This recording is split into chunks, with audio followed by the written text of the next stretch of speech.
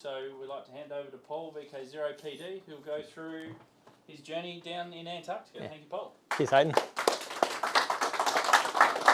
Righto, good evening, everyone, and thanks for inviting me along. It's really good to see some new faces after nearly a year down there with the same 27 people, or 26 others. Yeah, a little bit about myself. I sort of was interested in radio since I was a kid. Was in the CBs and that when I was about 13 years old. And back then you had to do Morse, and I couldn't do that. I wasn't smart enough for Morse. So fast forward a couple of years, and I've done just about everything I've wanted to ever do. I went down to Antarctica for the first time and found out about radio, and went down for the second time and had some chats with some electronics engineers and found out that they dropped the requirement for Morse, and tried to get my foundation before I went in 16, 17. And I think that's when I first came here, and I met Justin and maybe a few other people here. And that didn't happen for me. Couldn't organise an exam before I went, so I went back down, and as soon as I got back, I went and did my foundation, and since then I've upgraded to advanced. So I've been down 3 times to Antarctica now. In 2015, I summited at Casey Station. In 2016-17, I summited and wintered at Davis, and this past year I've wintered at Casey again. So it's been a pretty awesome experience to be able to go and do that kind of stuff, and luckily I managed to squirrel my way in to get an operator radio down there. So I've got a couple of photos I've put together, just grabbed off the phone and whatnot. I would have liked to have done something a bit better, but when Hayden got on to me about it, is right in the time where things there turn into a nightmare when you get all the new people and it's busy. So unfortunately, this is all I've got. But my trades, I'm an industrial electrician by trade and also an instrument technician. So I've got 2 trades. And this year I was also what they call the building services supervisor, who's sort of in charge of all the tradespeople down there. So plumbers, carpenters and whatnot. And also the deputy station leader. So I was second in charge there for a while. So yeah, the photo here shows Casey. I'm not sure how many people are familiar. I know a few of you are. This section up here is where we live, this big red building called the Red Shed. Down there, this was the old station area, and we've still got quite a few buildings. We've got a wharf and a fuel tank down there, and you can see that's a photo in the summer where they've got the road cut through. So the first thing I did when I got to Casey was I did a bit of a site survey, because I'd spoken to Kim Briggs before I went down to sort of get the lowdown on where I could operate down there, and he gave me a few suggestions. And when I got there, I was pretty blown away by how bad the noise was. Some really serious noise. So I tried down there, I tried out here, and I ended up just here. So hopefully this works. So this is a view from Casey from back down towards the water looking up. This is an older photo, so there's a new section of building here now called the East Wing. That's where we live, and just there's a little shack that I operated from called the Hobby Hut. So Casey's a pretty nice sort of weather place. We don't get really cold. We get maximums of about -30, -35. So in Antarctic terms, it's pretty tame weather. I think our top wind speed this year was 117 knots. So yeah, other stations get it worse. It was far colder when I was at Davis. So here's a photo of just, I threw the 705 on because it was easy to move around. And this is the kind of noise, 20 metres and up was pretty good. Anything below 20 metres started to get a bit noisy, but you've got all these little birdies everywhere. And later in my season, I did track down where they came from. Made a little mag loop and did a bit of direction finding like a real nerd does. And got some really weird looks from all the other people with me walking down the street with a mag loop. But it turned out to be some speed controllers on our generators were faulty, and we didn't have spares. So unfortunately, I couldn't swap them out. But yeah, that was the typical sort of operating environment I'd work in. And the killer was when you'd speak to someone and you'd had to QSY to a different frequency for whatever reason, they'd always seem to pick one of these birdies. And in hindsight, I should have been smart enough to write down the no-go frequency zones, but I didn't learn that lesson until like September. So probably a little bit little bit slow off the mark there. And just if you've got any questions too, feel free to stop in. To jump in. So this was my my humble little setup initially. It looks really, really neat, and it stayed really, really neat for a whole of about 10 minutes. So you can see there I've got my modified little old computer ATX power supply and a giant linear power supply I pulled out of a repeater at home. So I'm running a HLA 300, or HLA 305 amp there from RM Italy, and that was a bit of a power pig, so it took everything that linear power supply had to offer, and I only needed to do about 35 watts drive out of the ICOM to get 400 watts out, so the little ATX power supply worked quite well. The building I'm working out of here is called the Hobby Hut. So the idea behind the Hobby Hut is most of your people on station are like me, they're tradies, got a good background in machinery and whatever, so we've got our own workshops. We can go between the different workshops and do whatever we want, our little projects or whatever. But you get scientists down, you get operations people down, and it's just too high a risk having them in like a full-size workshop, so they've got this building set aside. The big advantage with the Hobby Hut is in wintertime, we're all tradies pretty much, so we use our main workshop and this place is just derelict. So I set up in here, had a phone working later on. We couldn't get the phone working early in the season, which is a whole other issue. But it was pretty close to the red shed. So if I go back, oh, too far. So yeah, that's where I lived, and it was just over there. So it was literally like maybe 100 metres walk away. So it was quite convenient to get to for me. So I did pretty much all of my operating from there, and I learned a really valuable lesson early on. When you're doing a lot of contacts, you can't use a hand mic because you just get cramps. Like I don't really think I'm weak, but just pressing that button over and over and over and holding it, it just wears you down. So in a second, I'll have a beautiful foot switch coming up. This is what it generally looked like. Everything's shoved back at the moment because the roof above me leaks. So a really important factor in Antarctica is you can have one or two things. You can have a warm building, you can have a dry building, but you can't have both. So we have warm buildings, and what happens is you get snow lands on the roof, the sun hits the roof, heats the roof expands and contracts, the snow melts, goes down between all the joins, and tends to drip right on your really expensive laptop and radio, which I found out the hard way, but luckily nothing was damaged. So I had quite a good setup here. I grabbed that little old oscilloscope, a little Tektronix unit from my workshop. We had a couple of those there. And I spent quite a bit of time just doing some experiments. I had spectrum analyzers out to check my amplifier for linearity and whatnot.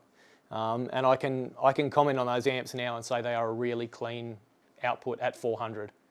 If you drove much harder, I don't think they'd be very good, but at 400 watts, it worked really, really well.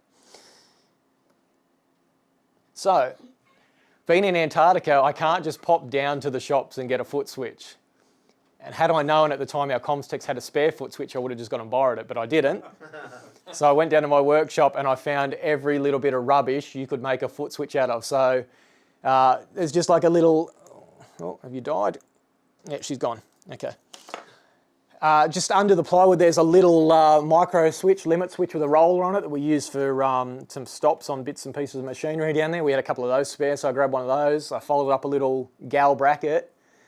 And then I had the problem of how do I get the foot pedal to come back up once I push it, because the micro switch wasn't strong enough. So I found a thing of springs, but the problem when you compress just a normal spring is they like bow out and flick.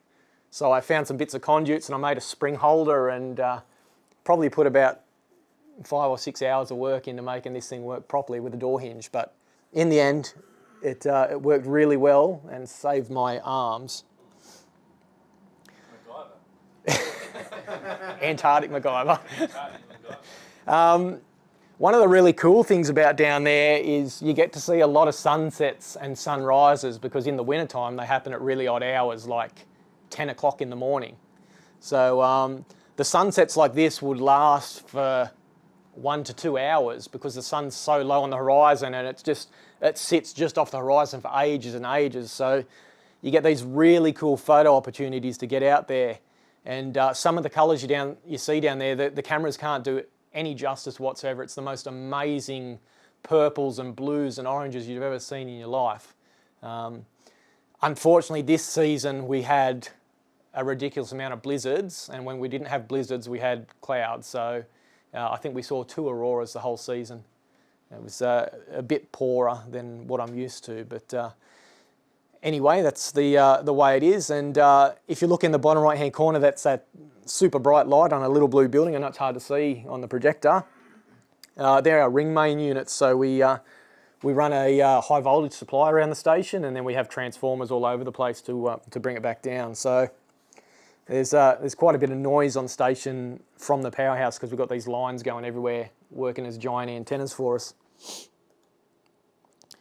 So here's me in true Antarctic style. Once I'd realised that I could make a foot switcher to work, and the next problem was, how do I hold the microphone near my face? So I found an F-clamp in the workshop and bolted it to the desk, and then just used a little spring-loaded woodworking clamp to hold the mic up. So it looks really dodgy, but it worked a treat. And I guess that's the big thing down there, is you don't have a choice but to improvise. So I had a great time down there learning about radio. I mean, I did all my my advanced course in that before I went, but getting there and then having to work through all these problems, I didn't have any choice. I had to research every little thing to the nth degree, and like the advanced course had laid that foundation for me on my electronics knowledge, but there's nothing like getting hands-on and just tracking things down for yourself. So it is, and when you break something, it's really good to try and work out how you broke it and how to fix it. Did you leave the foot switch for the next guy? The foot switch is still down there, but I don't think we'll have another amateur radio operator for a long, long time. It seems quite rare these days. So it's a bit sad, but that's the way of the future. We get to do some other cool stuff down there other than just radio. So here we did an 18-kilometre walk along the sea ice to go and see the seals pupping. And we've come here just after, maybe within 24 hours after giving birth. So if you look up there, that blob there is a baby seal. So they're Weddell seals, and that little baby would have been about that long. So while we were there, you could hear all the females giving birth, like screaming. It's a really horrible sound. But yeah, they just pop them out on the ice like that. This was early enough in the season, though, that there were no predatory birds there. So we get these big birds called skuas, and they're like the vulture of Antarctica, and they'll be there picking up all that afterbirth, and they'll even have a go at the young ones if they get a chance. So they'll quite often, if you've got the baby penguins, they'll harass the parents until they just move out of the way, and then they'll smash the babies, and that's the end of the chicks. So here we are. This is how, that's the doctor up there and myself. And this is how we did our walk. So we've got these little sledges, and we just throw all our gear on there. So it's quite amazing how much gear you have to carry down there. There's minimal survival gear you have to take with you. So you have to take spare socks, thermals, sleeping bags, bivy bags, sat phone, PLB, Garmin InReach. It's crazy now. Your minimum pack weight sort of sits around 16, 17 kilos with no food, no drink, nothing.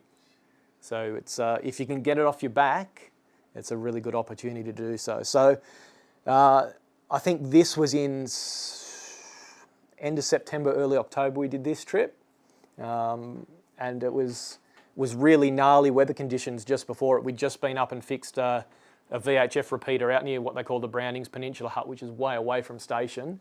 And it's the repeater that covers from the Wilkins Aerodrome, which is right up on top of the glacier, all the way to station. It hadn't worked in nearly 2 years. So I went up there with the comms tech and with the station leader and the doctor, and we all knuckled down and did pretty much a complete rebuild, swapped the repeater out, new solar panels, just went the whole hog on it, new batteries, everything.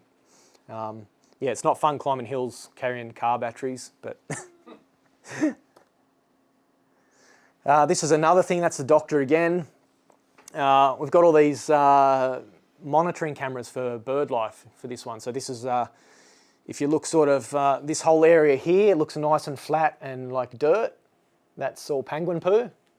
So, yep, that's where they nest. So these cameras sort of just aim at the nest. Sorry, I'll just shut this up.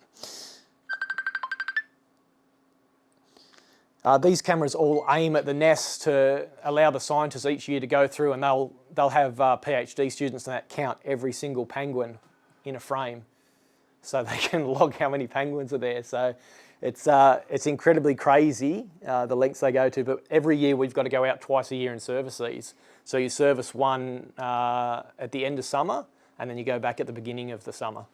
So it's a pretty simple thing. We just pull the lens cover back, clean it out, check the battery, swap the SD cards. They've got a little solar panel down the bottom. You can't see, and there's a little like a Pelican case down here with the batteries and whatnot. So yeah, it's a Pelican case with a little custom dodgy shutter. So yeah, scientists don't know much about electronics. It's pretty, it's pretty crazy some of the stuff we see sent down. So back in Australia, you guys get weather forecasts, so you know what the weather's going to be. And we get weather forecasts in the summer when we've got a full-time forecaster down there. In the winter time, we get this thing called an ensemble.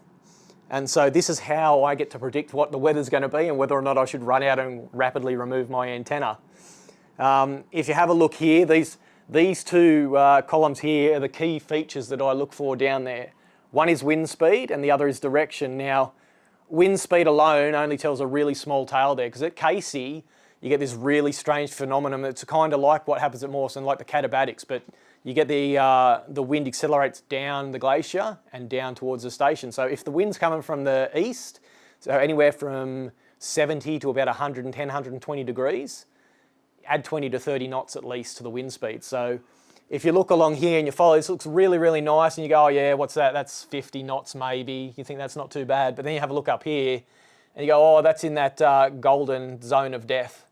So 50 knots is suddenly 80, 90, 100 knots. And I made the mistake a few times of relying on the accuracy of these things. And you can go to the time here and you can go, what's that, 12 UTC on the 22nd, it's picking up. So I'll make sure my antenna's down by that time. But sometimes this whole hump shifts this way considerably, and I made that mistake a few too many times, and it ended up resulting in me being off air for about 2 months just because it broke me. Like, you can only rebuild antennas down there so many times before you just get disheartened. So after losing a few antennas, I thought, well, it'd be a great idea, instead of packing the antenna away, to just lower the antenna to the ground and just tie it off.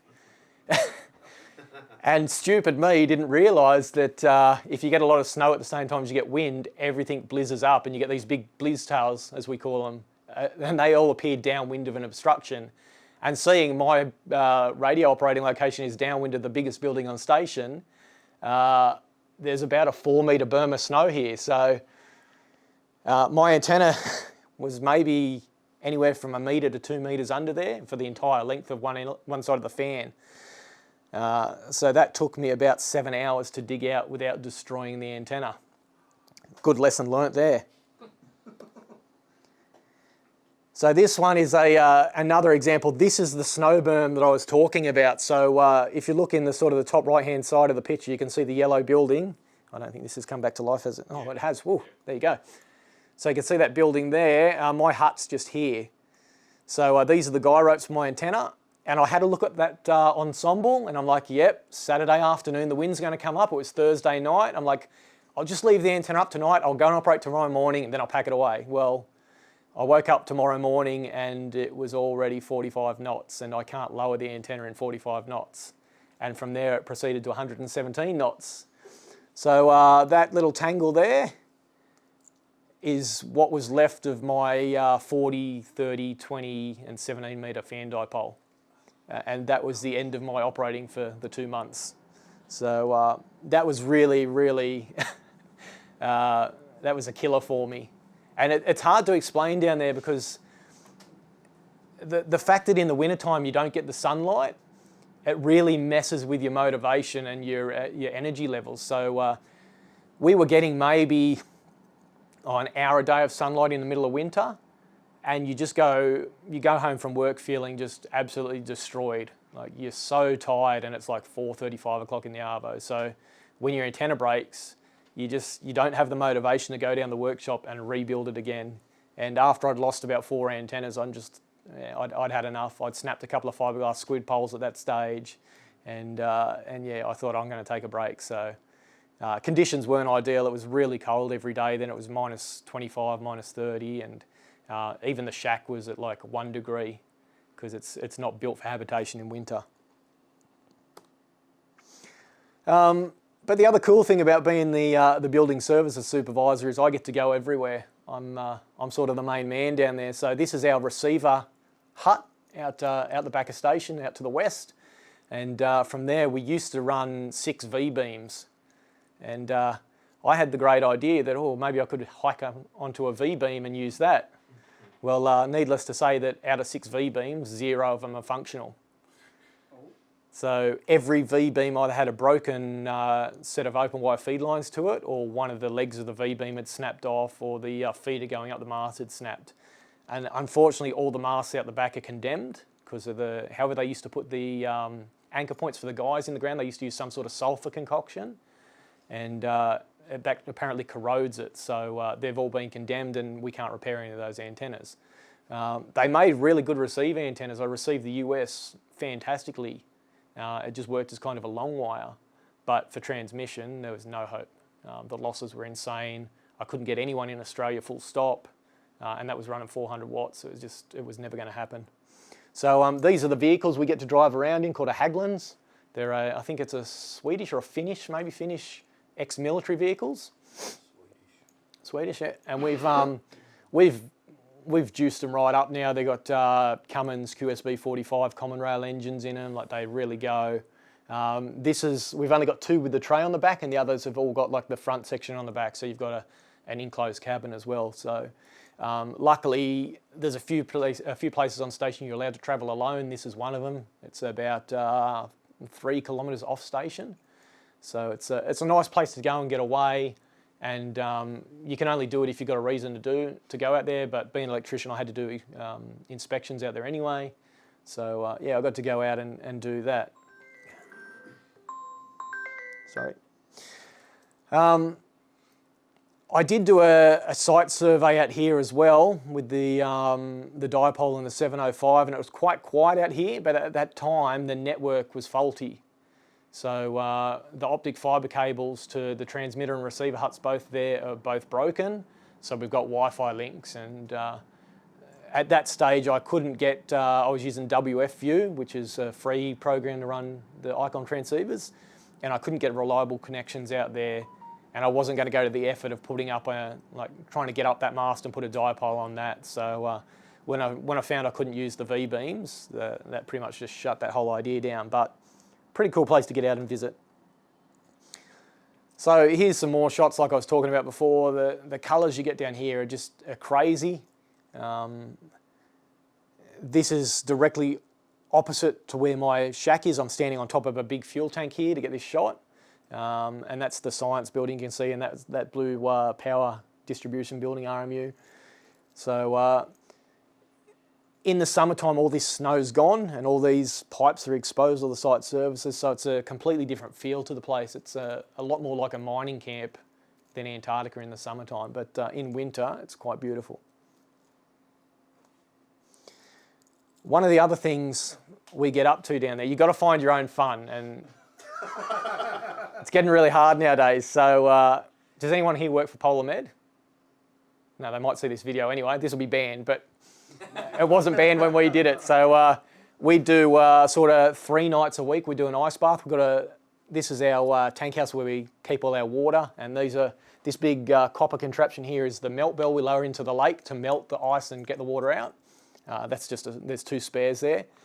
We had a sauna in there as well, so we'd go in the sauna at 100 degrees for 25 minutes, and you feel like you're going to die, and then we'd go into these ice baths and sit in there. And I think the best time we got up to was about 16, 17 minutes in the ice bath. So yeah, it's all part of the experience. Like you can run outside and dive in the snow, but where the tank house is, it's really icy. You don't want to go running because you're going to go on your back and hurt yourself. And there's also the other horrible phenomenon: if you stand on cold metal with wet feet, you stick to it. So yeah, we'd get up to this sort of thing, and it's really one of those places you've got to be creative, and to have a good time, everyone works together and you have some fantastic experiences. So we do lots of fancy dress, that kind of thing, themed nights. Now, I've told a few of you before that quad bikes are banned, and that's technically not entirely correct. So at the moment, quad bikes are banned for recreation, but they're still allowed for operational use. So what we have to do is go and drill the sea ice every now and again, and there's a project down there called the Heil Project. A scientist named Petra Heil is studying all the sea ice. So we went up to this, it's called the Swains Island group, and we're standing on, it's probably about 60 metres deep under where we're standing right now. But we had to go and deploy these monitoring buoys, and they monitor the ice temperature, the amount of sun that goes onto it, any movement from waves, and they've got GPS units, so if the ice breaks out, they track, and they are connected by Iridium satellite back to Australia. So we had to go out and drill all the ice and do sort of like a stakeout and work out where we could and couldn't put these things, because there's a lot of rules with sea ice, as how far from land you can go, how close to the ice edge. We just had a big storm which blew away a lot of the sea ice. So myself and that's our carpenter there, Hayden, we got to go out there for a day and drive around on quad bikes with a really big drill and drill holes everywhere. So yeah, it's pretty fun sometimes, but at the same time it's pretty dangerous. So if you're not paying attention, like we had to come down this hill here, and if you come that way a bit further, there's cliffs, and you get this funny thing which I didn't know about before I left Australia, but this thing with surface definition. So you think in Australia, you walk along, there's a dip in the ground, you see that dip, you know, oh yeah, I'm not going to step down that hole. In Antarctica, and I believe anywhere where it snows really, if the light's at the right angle and it's overcast and whatnot, you can't perceive any changes in the ground. So you could think you're walking straight along and there's a cliff right there, and your brain just says that's flat. So quite often people fall over a lot down there when there's poor surface definition. It's the reason you can't land planes in certain days, just because you cannot tell what the ground's doing. It all looks flat. So it's a really bizarre phenomena. But until I'd been down there, I wouldn't have believed it myself. I would have thought people were yanking my chain. But yeah, it's pretty crazy. One of the other things you get to do down there is, because we're in such an isolated environment, you don't have access to all the different trades. So we had an unfortunate incident where we've got a thing called a overassen, which is a giant sort of toothed beastie that goes on front of a loader and spits snow out. And it's got this giant sort of, if you think of the old Scott Bonner mowers with the big cylindrical blades on the front, it's got two of those, and they go into like a gearbox, and they've got shear pins. So if they hit like ice that's too thick, instead of the blade tearing or bending, this shear pin lets go. Anyway, one of our guys out there in minus 40 or whatever Wilkins was trying to get the new shear pin in, and just had his finger in trying to feel where the hole was, and it moved, and it took the end off his finger. So then the panic set in about how do we make it so this can't happen again. And we decided that there was going to be a tool, or Kingston decided there was going to be a tool be made. And they sent down like a terrible hand sketch, and like it was really poor. So I got onto the CAD software I've got, and I drew all this up and sent it back to them for approval. And then it turned out that no one else bar me there has got any machining experience. So, I mean, back home I build like underwater diver propulsion vehicles, which is like a tow behind torpedo, that sort of stuff. I got lathes and mills and whatnot. So I got tasked with the job of building this thing. So yeah, you get to do some pretty cool stuff outside of your own job. That's probably one of the better things about being down there. And it's really appreciated that people have all these extra skills. So yeah, I got to play on a lathe for a day. I had to make 4 of these up so that we had 2 main ones and 2 spares, because we've got a couple of machines up there. So that's it inside, like a test fit to see if it'll go through. So on this side here, you got that big blade, and that's the gearbox just there, and like the 2 flanges that interface together. So yeah, that was a bit of fun, but it was a bit sad as to like the reason we had to do it. And yeah, that made someone's winter a really bad time. Luckily, he's got use of his finger again. So another thing that happens is our beautiful satellite dome is getting quite old now, and we can't buy these. I believe they were a type of a military panel that they used to use on the satellite dome, and we can't buy those anymore. So we get these white panels now, and they just don't seem to be quite as strong. So we had a big wind. This is late in the season. We'd already had that 117 knot blow, and we'd had another couple of 90, 100 knotters. And this was on a day that didn't seem to be that bad. It was just from a slightly different direction. So instead of being east, it was slightly southeast. And we think it picked up a couple of rocks and hurled them at it. So it turned out there were 3 panels damaged. That one gone, that one up there, and I think that one there, just under there, was split. We had to end up taking all those out and putting plywood in because we didn't have spares for those panels. So yeah, you never know what your day's going to hold in Antarctica. You go down there thinking it's going to be a nice, easy day, and then someone goes, "Oh, have you seen this?" And your day goes downhill really quick. So yeah, we had to leave that while the storm was raging, and there's a little door down there, and some of the guys wanted to go inside and inspect it. Sorry.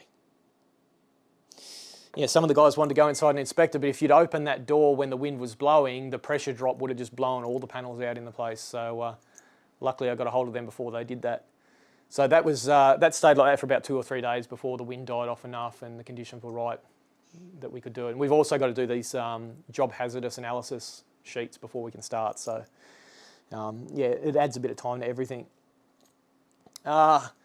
Also get to do a bit of other stuff. I got to do a bit of comms stuff with our comms tech Andy down there. He needed a bit of a hand to do some fault finding.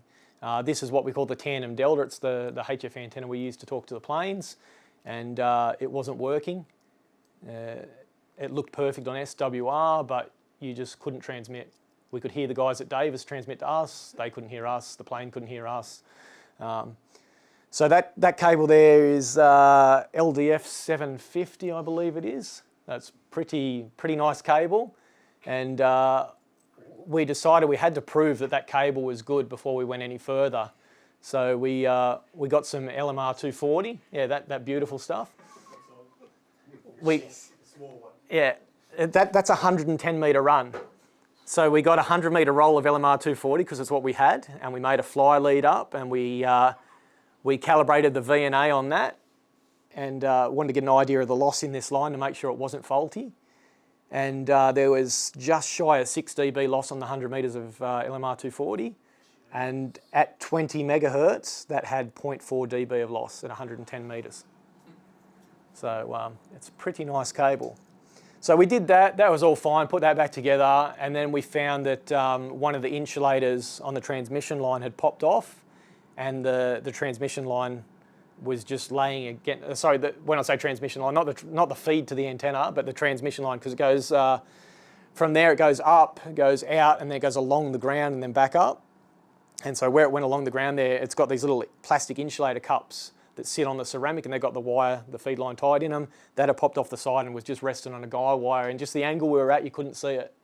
So yeah, once we proved all that and we tested it, we got it all working, and it's been working since like a champ ever since. But really, really cool to get out and do this sort of stuff. I'm sure not many people get this kind of an opportunity, but I was pretty blown away to get to hold a bit of coax of that size in my hand, and then see it on a vector network analyzer to see how low loss it actually is. It blew my mind.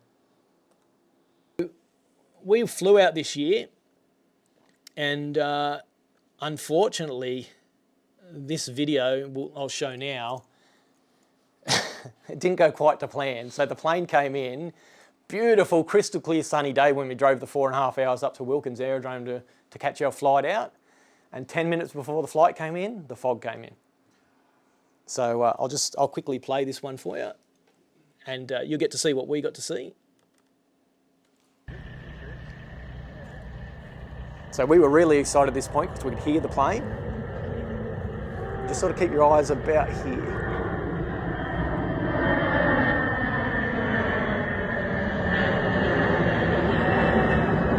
Hello, goodbye.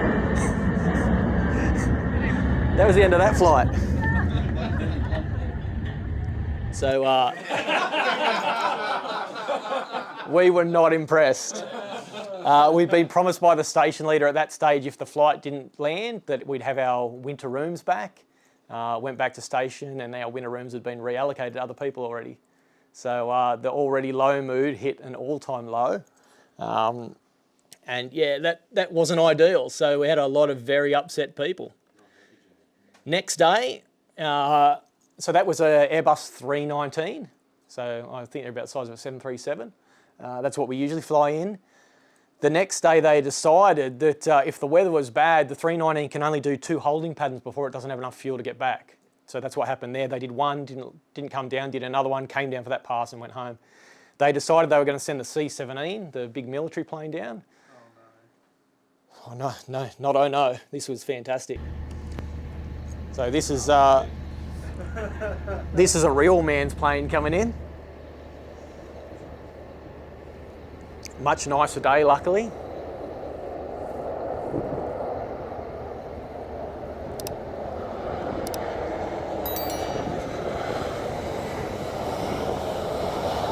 So keep in mind, these planes are what they drive the Abrams tanks in. So quite spacious. Spirits were very high at that stage. So that was a win for us. How often do they have to remake the runway? Every year. So they stay up there till about March, April. Like the last flights go at the end of February, early March. They start there till March, April, packing it down, and then everyone heads back up in sort of early September to start again. So it's a crazy amount of time invested in that runway to get it going. And it's a pure ice runway, so I'm not sure Rex might know or Kim might know, or someone might have a better idea of me, but I heard that once upon a time we wanted a snow runway and Wilkins was guaranteed to get all the snow in the world, so we built the runway there, and then they changed their mind and decided they want an ice runway, and we were committed. So I'm not sure how much truth there is to that. I think there is truth to it, but also on top of that, because it's glacial and it's moving, every so many years, I think it's about 5 or 7 years, you've got to realign it. Yeah. Because it's no longer pointing in the direction you want to land in. Yeah. So they spend a fair bit of time making a new runway. Do they have to allow extra length because of the ice? I don't think so. So it's a 2.8 kilometre runway. It's grippy. Yeah. Groom, Yeah, they groom it. They tear it all up. regulated effectively on the Yeah. surface. So it's not, if it was wet ice, you wouldn't stop you landing in the sea. Yeah. So the conditions of when you can fly, like over the summer when the melt's on, well, they've stopped flying now, I think that's correct. Last flight, did you come out the last flight? Or there was No, I think there was one more. Yeah. So the flying stopped down till February. Yeah, till it cools down. Standard length, like with the air landing the plane in the snow, to landing a plane normally, what is the difference? I think the 2.8 kilometres is the set minimum runway length. It's Yeah. probably it's your third Yeah. trip now, this one, I think. Yeah, that's a CASA dictated thing. For someone new going down. So here's us inside the back of the C17, so you can see a little bit of leg room here. I was really stoked to be in here, and you can see like these are shipping containers. That's an E-box there, which is a tiny bit smaller than a 10-footer. But loads and loads of room. I was actually surprised they let us take photos in here, which was pretty cool of the guys. But yeah, they've got these nice little runners up here, and they just push the cargo up and it rolls on the runners, and then they lock it down. So a really awesome system, and we were all like really elated to not only go home, but to get a flight on a C17. Everyone bags and says they're noisy, they're uncomfortable. We all loved it. A lot of space in there. Yeah. And it's, how many people can say you've been to Antarctica and you've flown to Antarctica in a C17? So yeah, I was pretty happy to get that. In-flight service? We did actually get some little doggy bags with some bits and pieces in them, but yeah, it wasn't great. That's looking forwards in the plane. Up there is where the pilots are, so we got to go up into the cockpit and have a bit of a look around. But yeah, really awesome way to end the season. So I think that's about all I've got. Cool. Cheers.